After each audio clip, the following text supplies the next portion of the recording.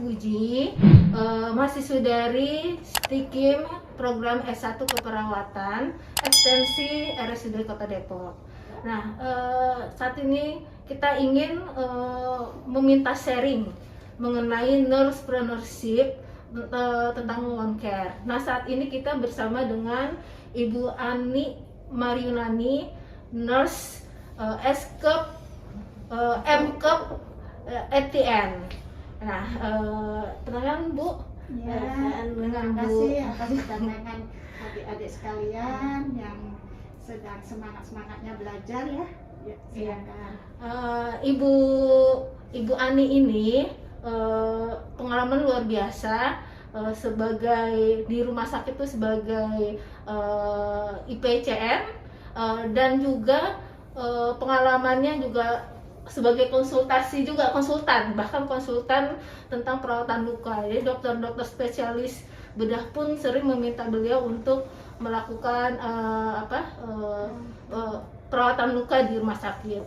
Ternyata di luar rumah sakit pun beliau juga sudah lama ya Bu pengalaman sebagai home care untuk perawatan luka modern. Ibu boleh tahu Bu sharingnya kapan memulai atau kegiatan pengalamannya, mulai kapan Ibu memulai home care di luar rumah sakit gitu Bu. Terima kasih atas kepercayaan adik-adik mewawancarai saya ya. Sebenarnya bukan saya ini karena saya lebih duluan aja, mudah-mudahan adik-adik nanti juga senang dengan perawatan luka, mungkin juga nanti banyak akan yang bisa ditolong oleh adik-adik semua. Boleh saya perkenalkan dikit tentang saya, tak kenal maka tak sayang ya. Ini wawancaranya di RSUD Kota Depok ya. Saya di RSUD ini sekitar 10 tahun ya, tepatnya 25 Januari 2012, sekarang pas 10 tahun ya. Sebelumnya saya bertugas di rumah sakit lama yaitu Rumah Sakit Harapan Kita, yaitu PNS tahun 1992 sampai 2005 itu sebagai staf perawat biasa. Kemudian tahun 2006 sampai 2008 itu sebagai kepala ruangan. 2008-2011 sama posisinya sebagai IPCN. Ya, kapan saatnya saya mulai home care? Itu kebetulan pas tahun 2007 saya mendapat kesempatan untuk mendapatkan beasiswa, yaitu beasiswa untuk mendapatkan pelatihan perawatan luka, stoma dan inkontinensia. Itu suatu anugerah yang tidak bisa saya ungkapkan dengan kata-kata, karena dengan ilmu tersebut saya bisa terus pegang sampai sekarang, seolah bisa berlanjut sampai nanti. Apa itu? Yaitu saya mendapatkan beasiswa untuk sekolah INET apa? Yaitu Indonesian Enterostomal Therapy Nurse Education Program. Kalau di luar negeri sudah banyak INET. Kalau tahun 2007 itu baru berdiri pertama kali, saya sebagai angkatan pertamanya. Itu apa sih? Suatu program untuk menyiapkan perawat profesional yang mandiri, berdedikasi dalam melakukan perawatan luka, stoma dan inkontinensia. Program ini adalah untuk memenuhi standar yang ditetapkan oleh organisasi dunia, yaitu WCET. WCET apa sih? The World Council of Enterostomal Therapy Nurse, yaitu suatu badan dunia dari perawat enterostomal dan luka internasional. Jadinya sertifikat saya itu sudah diakui secara internasional, gitu ya. Kemudian saya ceritakan programnya ya, biar adik-adik paham apa yang dipelajari di dalam program itu. Jumlah pelajarannya adalah 400 jam pelajaran ya, sekitar 3 bulan ya. Ramai juga Iya, Bu. jadi kita ngeplak benar-benar setengah 5 minggu di kelas, 5 minggu di lapangan, selebihnya mengerjakan tugas-tugas sama ujian. Ya 5 minggu di kelas perkuliahannya tentang luka, stoma sama kontinensia. Kemudian waktu itu kuliahnya di FIK UI Salemba. Kemudian pengajarnya dari ITN dari Australia sama Indonesia, sama dokter ahli dan praktisi kesehatan terkait. Nah, artinya bukan kaleng-kaleng ya Bu? Iya. Kalau zaman Jadi- sekarang mah anak muda jadinya sekarang ya Bu. Kita prinsipnya preceptorship, oke? Prinsip preceptorship, jadi di saat praktek itu kita ngikutin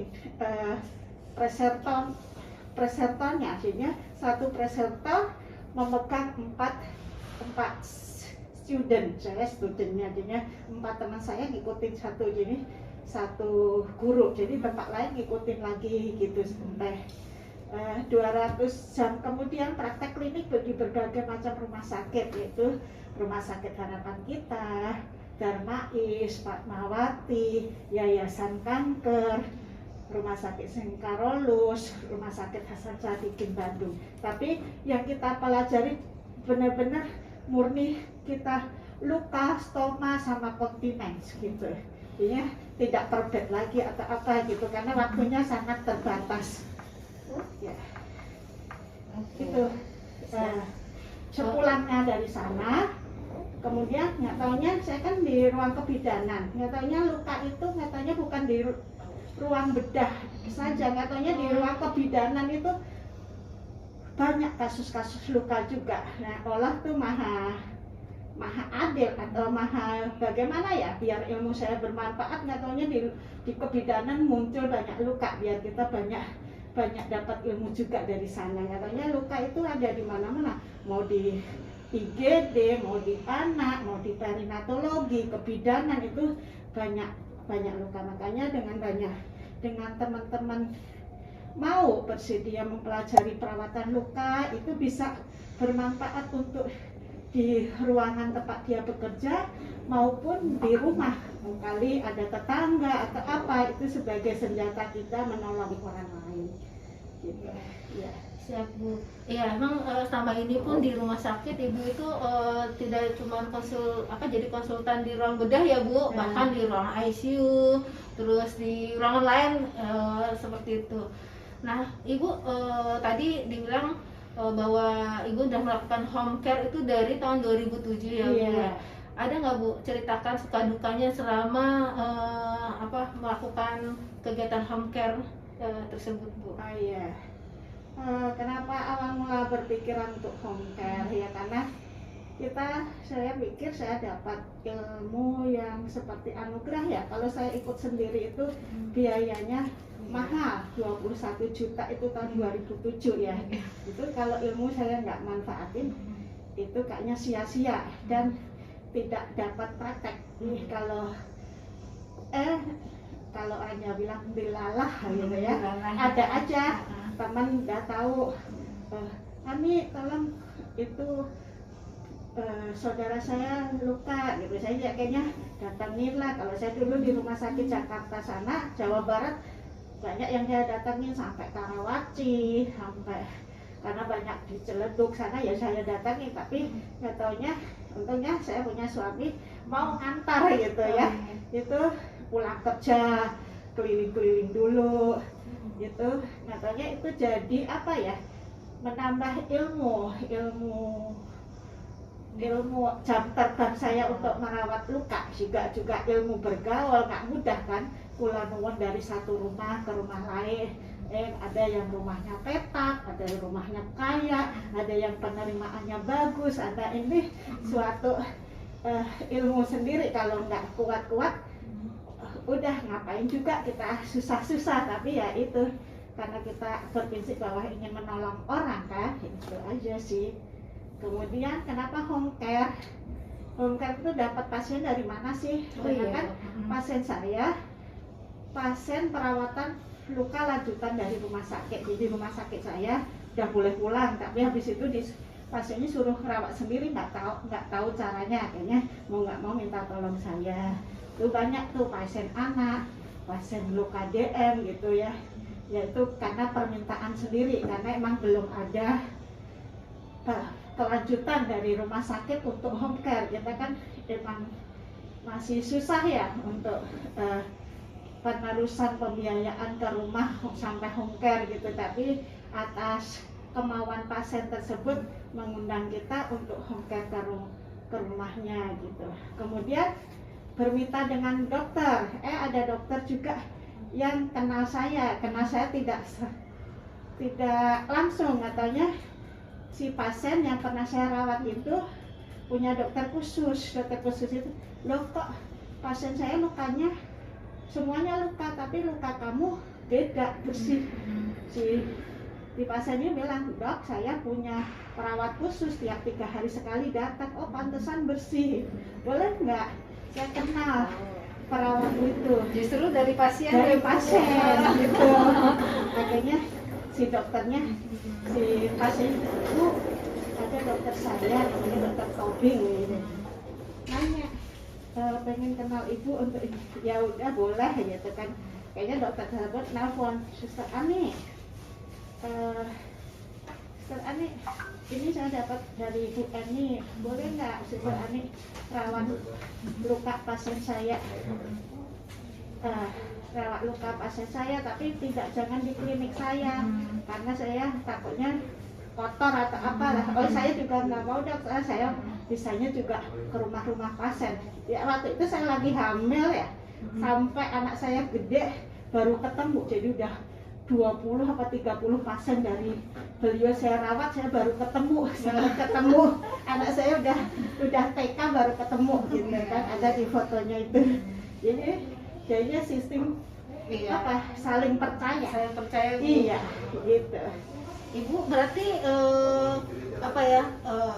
untuk perawatan luka seperti itu ibu pasien itu justru dari mulut ke mulut iya, ya Bu? Justru itu kalau promosi mulut ke mulut itu lebih kuat daripada kita mempromosiin diri sendiri.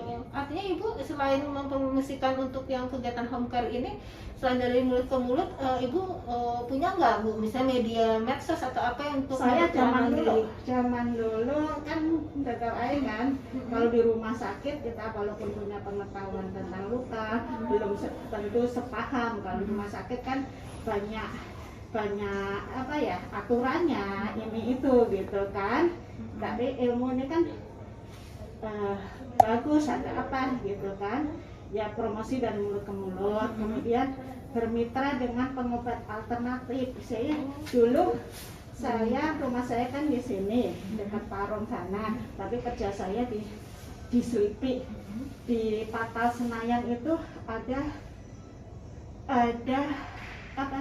klinik, ada pijat diabetes Pak Marsudi.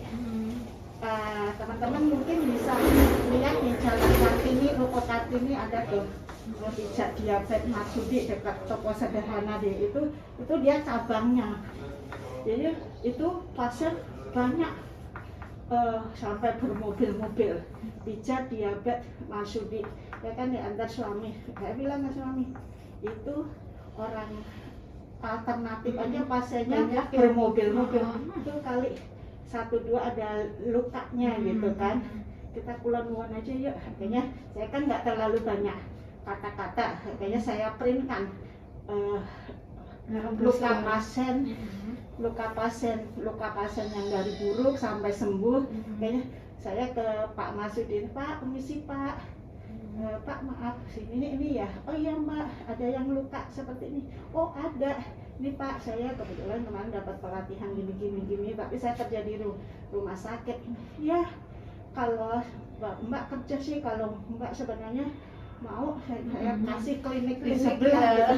Enggak Pak, ini cuma memanfaatkan ilmu saya aja. Oh ya udah, akhirnya saya dapat pasien juga dari beliau banyak juga, akhirnya home care lah ke Ciledug, ke daerah-daerah sana. Kadang malah jam 1 malam tahu-tahu pasien dia datang ke rumah, karena pasien dia ibu-ibu rumahnya di Cilincing mau diamputasi.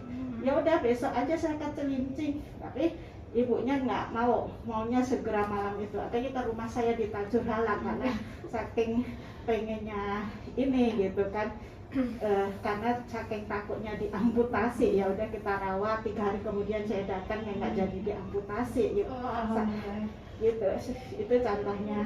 Kemudian ya tetangga, kemudian juga sempat iseng-iseng sih di koran ya, koran pos kota gitu ya, di iklan blog itu, iklan blog itu ya. Iya, yang kecil itu Kecil itu satu kata berapa gitu, ikan beraris ya. Satu itu 200.000 sebulan gitu. Saya dapat pasien berapa gitu, ada katanya ada makan pilak di pancoran ya, dia nyari suatu apa gitu peret apa kok ada perawatan luka gitu ya. Saya datang ke dia merawat gitu. Tapi suatu saat ada yang iseng, saya punya luka nih, oh ya panjangnya 17 cm gitu di Jakarta Barat, tapi kok kayak ada aneh gitu. Ya nggak apa-apa, nanti saya diantar suami saya. Iya, tapi ngajak suaminya di luar aja loh, 17 cm. Dalam hati, saya dikiranya cewek yang nggak benar kali. itu dukanya Bu, ternyatanya Bu. Iya, Disangkanya yang iklan esek yang gitu. Ya ada aja ya. iya, itu ternyata suka duka kayaknya ya Bu. Kita iklan terus, tapi kita harus paham nih siapa yang customer yang kita benar apa enggak. Kita juga harus menilai bahwa kita tidak sembarang beriklan pengen cari duit gitu, kita cuma pengen memanfaatkan ilmu gitu kan. Katanya ada juga yang iseng karena dikira yang iklan baris gitu yang banyak kan yang aneh-aneh gitu Bu. Kali ya. Apalagi ya maaf ya Bu, Ibu iklannya di gimana cara ngiklanin kan nggak gampang. Orang percaya kita sampai pengen mengiklankan, bayar pun juga dilakukan gitu, pengen sesuatu yang beda gitu kan. Kalau orang mungkin udahlah cukup jadi perawat, ngapain sih itu, kayak saya coba iseng aja, siapa tahu ini sebenarnya ya orang duit butuh tapi nggak terlalu yang gini gitu kan, iseng aja. Oh gimana ini ada banyak pasien juga, tapi ada juga yang nyeleneh kayak gitu. Habis itu ya udah, tapi jalani yang lain gitu. Iya sih. Nah Ibu kan memang saat ini bekerja di rumah sakit dan dengan segitu banyaknya kegiatan dan sibuk juga ya sebagai IPCN gitu. Nah kita ingin tahu Bu, itu bagaimana Ibu mengatur waktu antara pekerjaan dan kegiatan home care di luar sana. Apalagi mungkin Ibu dalam boleh tahu Bu, mungkin dalam satu hari ataupun dalam seminggu ataupun sebulan itu berapa pasien yang ditangani oleh Ibu? Iya, oke. Ya karena kalau saya prinsip utama saya kan PNS ya. Jadi kalau saya pengen yang profit minded sih bisa, tapi nggak taunya saya orangnya nggak bisa bercabang. Sama mungkin teman-teman yang profit minded pengen dapat uang banyak ya. Saya kalau boleh teman tahu, yang Rumat itu teman saya juga, Pak Dadang Soeharto ya. Pak Dadang Rumat, tahu kan klinik Rumat diabetes, tes setiap langkah ada, setiap kota ada. Dia udah punya 112 cabang. Dulu saya kan angkatan pertama, beliau angkatan keempat. Saya jadi preseptornya beliau.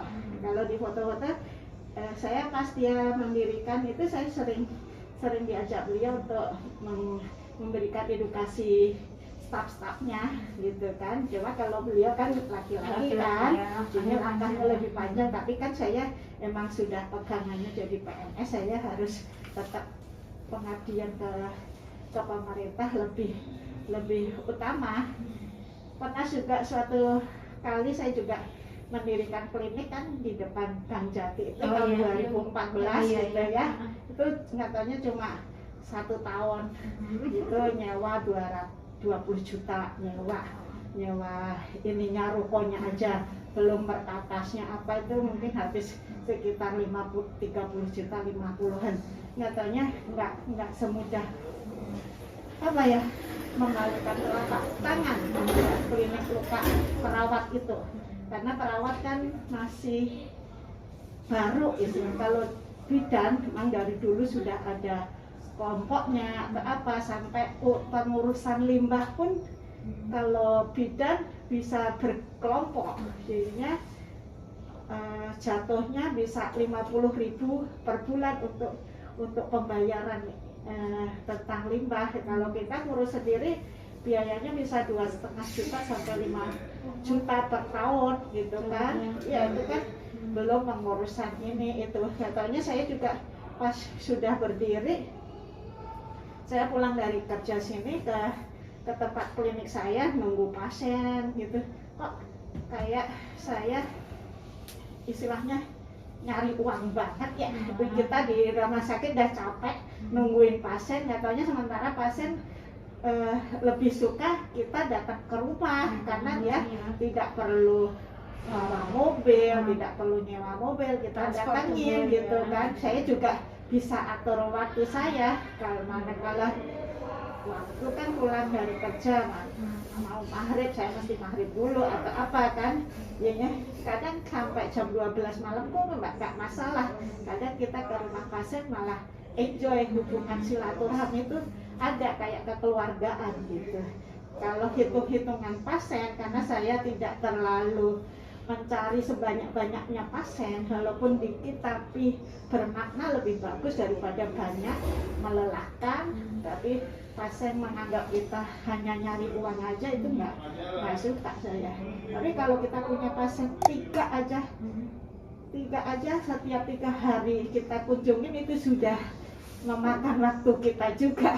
Pulang jam 8, jam 9 gitu kan 3 hari sekali datangin pasien ini, 3 hari, besok 3 hari udah nggak ada jeda waktu lagi kita itu. Jadi tidak, tapi Allah maha tahu, begitu mama saya punya pasien 3 atau 4 itu sudah cukup, nggak terlalu banyak. Tapi begitu sembuh datang lagi pasien lagi 3, 4 gitu, sepertinya sudah diatur sekitar segitu gitu. Iya, berarti bisa dilakukan setelah pulang kerja iya, ya? saya nggak mau Apalagi dapat kondisi jelek dari PNS saya. Iya, nah Ibu itu kan mungkin banyak yang pasien yang ingin ditangani oleh Ibu. Nah mungkin Ibu tidak mampu, mungkin karena dari segi waktu ya membaginya.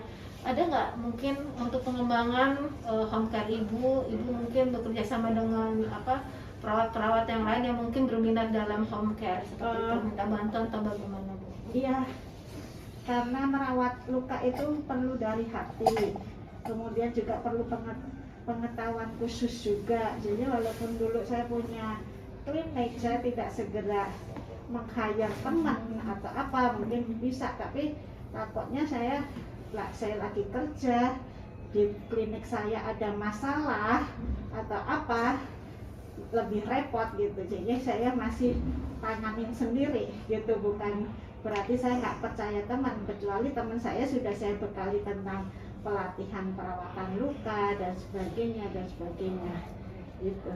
Iya, emang saat ini sebenarnya Ibu Ani juga rajin ya Bu untuk mengisi edukasi di rumah sakit ya, bersama dengan dokter yang mungkin concern juga ya Bu tentang perawatan luka modern seperti itu. Cuman mungkin teman-teman mungkin ada yang langsung konsultasi ya Bu ya ke Ibu ya untuk minta masukannya saat memberikan home care gitu. Nah Ibu boleh nggak Bu kasih tips ini untuk ke para junior yang mungkin ingin mengikuti jejak Ibu? Ya, untuk bagaimana sebagai perawat luka ya, tipsnya bahwa kan ini dalam rangka entrepreneurship ya. Iya. Jadi perawat itu tidak hanya yang sosial, kalau dulu sosial semuanya dibantu tanpa dapat ini nggak apa-apa, tapi kita sekarang harus mengembangkan diri, dapat pahala iya, tapi dapat income ya harus, karena dengan income kita bisa leluasa bergerak gitu. Karena entrepreneurship perlu ditumbuh dan disokong dalam profesi keperawatan. Kemudian kiat sukses membangun jiwa entrepreneurship sebagai perawatan luka atau WUNES adalah satu, jadikan kesembuhan pasien sebagai motivasi, ya kesembuhan pasien sebagai motivasi. Kita hanya perantaranya. Jangan merasa saya udah punya ilmu perawatan luka, jangan mengaku sok jago gitu kan. Di atas langit masih ada langit, kita hanya perantaranya. Jadi tetap mengasah ilmu, mengadet ilmu. Habis mengadet ilmu jangan disembunyikan, jangan dikekepin. Saatnya berbagi ke teman, dilakukan di pasien yang kita rawat dengan sepenuh hati. Pasien luka bau jangan dijauhi, justru didekatin, dirawat luka, dicuci. Besoknya kan pasiennya sumringah kan. Oh nggak taunya saya datang ke rumah sakit, datang ke ini tuh memang benar-benar dirawat, ada pemulihan atau apa gitu. Keluarganya juga mereka yang menilai kok kita ngerawat atau apa gitu ya. Kemudian perilakukan pasien seperti memperlakukan diri Anda sendiri, diri kita sendiri. Kayak kalau kita datang dengan luka tapi begitu di rumah sakit sampai besok nggak dipegang, sampai ini nunggu dokter datang gitu tanpa kita berbuat apa-apa, yang bisa Dok, ini bisa nggak saya rawat sebelum dokter datang, yang bisa dikomunikasikan. Kemudian buat pasien merasa menjadi pasien paling penting ya, karena mereka dihargai ya. Hormati pasien dan bina rasa percaya diri ya, hormati ya. Ada pasien luka kanker, dia hatinya terucil, dijauhin, apalagi kita tutup hidung apa gitu. Emang sekarang sih tutup hidung, tapi akan kelihatan mimik kita itu sama pasien gitu. Kita benar-benar memperlakukan dia atau apa gitu. Tiap orang menatakin jalan sukses sendiri gitu ya. Walaupun saya gini, siapa tahu malah teman adik-adik ini dengan ini terinspirasi, mungkin nanti bisa lebih cepat pergerakannya, nggak masalah. Banyak teman-teman saya begitu kenal saya, baca buku saya, malah sekarang punya klinik atau apa. Dulu pernah juga dari Stikim panggil saya untuk jadi pembicara karena dia jadi IO ya, namanya Mas Gunawan Muhaimin. Coba nanti juga cari. Sekarang jadi IO atau apa, sekarang malah jadi PNS di RSUD Pangandaran, sama sudah punya direktur sekolah ITN kayak saya, sudah punya klinik sendiri tuh di Pangandaran gitu kan. Lebih maju pesat teman-teman yang istilahnya mengikuti saya gitu. Ada teman di Gorontalo juga gitu kan, saya punya buku-buku, senang dia gitu. Begitu ini katanya dia sudah punya klinik atau apa, karena anak-anak cowok, anak-anak sekarang kan startupnya lebih maju ya. Kalau saya kan cara lama, alon-alon pasti kelakon. Kalau teman-teman sekarang kan lebih canggih, jadi lebih menantang gitu. Kemudian reputasi adalah kunci ya. Kita membawa diri, reputasi itu apa sih? Setiap gerak langkah kita itu, oh si ini tuh ini, si ini Mbak An tuh orangnya gini. Itu reputasi kita sudah terbentuk dari diri kita sendiri, bawaan diri kita sendiri. Setiap saat kita harus berbuat lebih baik daripada yang kemarin. Itu sudah menunjukkan reputasi kita. Kemudian jual keunikan dalam home care. Kalau home care kita, keunikannya apa? Masing-masing kan punya cara. Boleh tahu Bu, kalau Ibu apa keunikannya, unggulannya gitu Bu? Kalau keunikan saya kadang-kadang nggak jual keunikan ya, saya ya merawat dengan hati aja, jadi ngobrol atau sebagai keluarga sendiri. Yang saat dulu pas kan saya suka dapat juga dari teman saya itu, benar-benar nanyain itu perawatnya bagaimana, nanti yang perawat kayak apa, ini. Tapi begitu saya datang, nggak taunya nggak seserem itu, karena saya datang dengan biasa ngomong. Jadi yang saya rawat itu tidak hanya pasiennya, keluarganya juga diajak ngobrol atau apa. Kayaknya dia yang tadi ekspektasinya harus gini-gini, dengan saya ngomong dengan leluasa, nganggap ini, jadinya sungkan sendiri yang terlalu yang tinggi-tinggi muluk-muluk, karena kita benar-benar apa adanya, emang tidak bohong, apa itu proses perkembangannya kita berikan gitu kan. Ya itu istilahnya ngobrol sesuai ini realita aja gitu. Artinya komunikasi.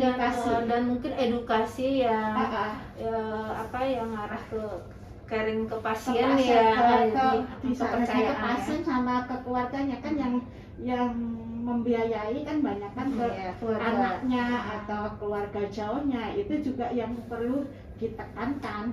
Kalau yang sakit mah iya, tapi yang benar-benar bahwa ibu saya berada di tangan perawat yang tepat, itu juga harus diyakinkan pada keluarganya gitu.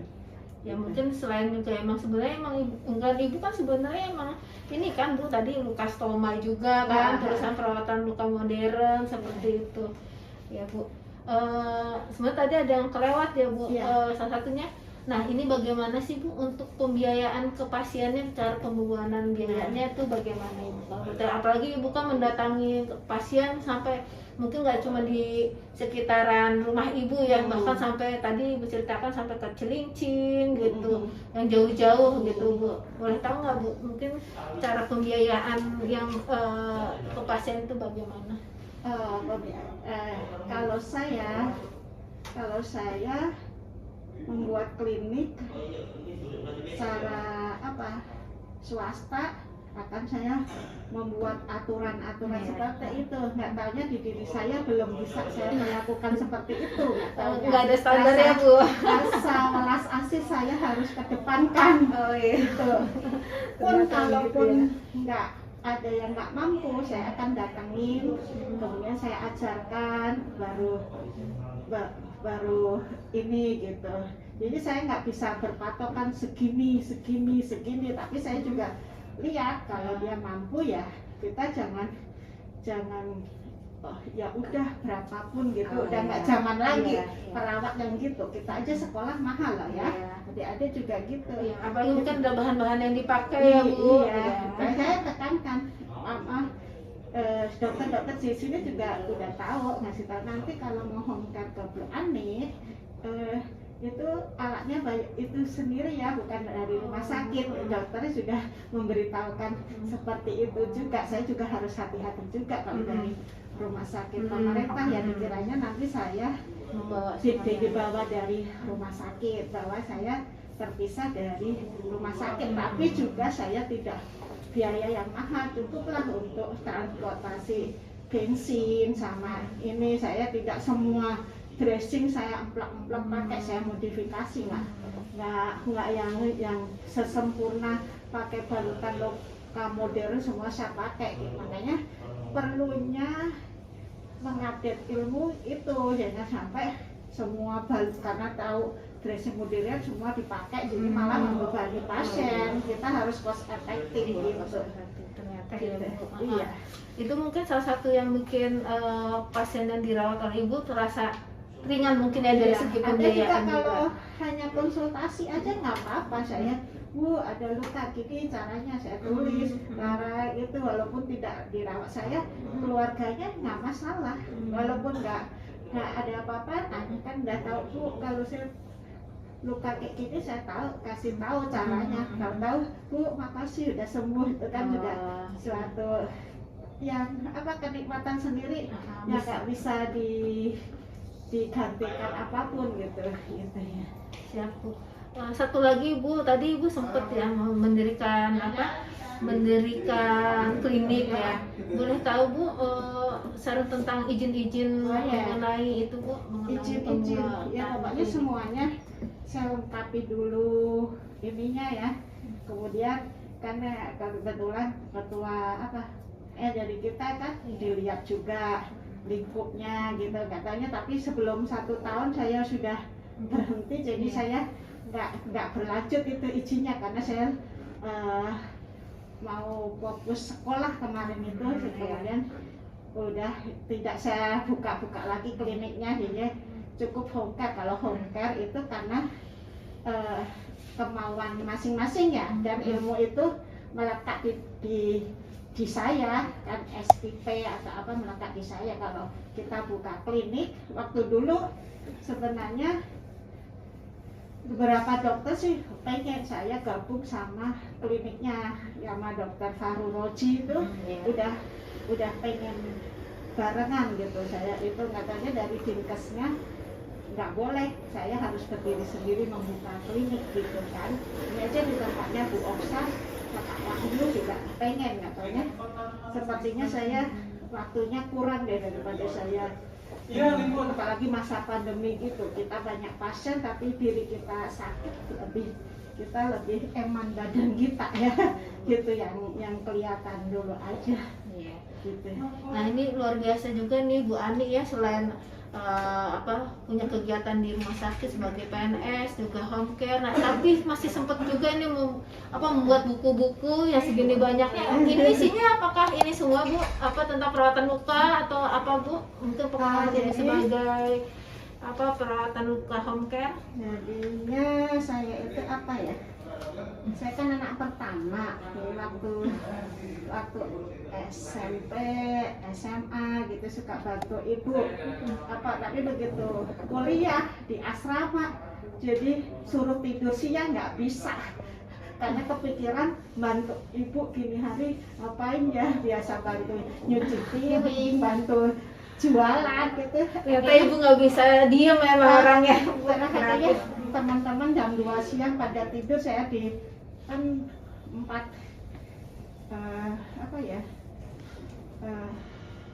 tempat tidur atas bawah, tempat tidur tingkat ya, teman-teman kakak kelas di bawah, saya di atas.